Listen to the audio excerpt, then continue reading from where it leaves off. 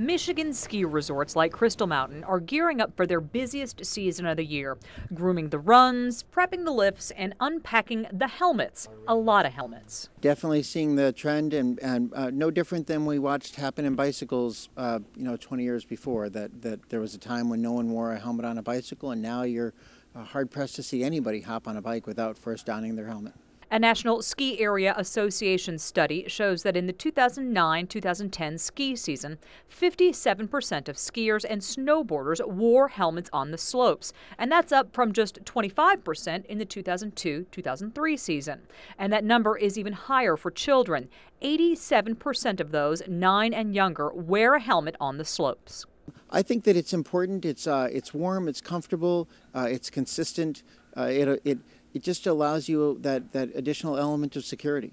A University of Michigan study shows helmet use can reduce snow sport-related head injuries by 50%. But the 2008 effort to make it law in Michigan fizzled.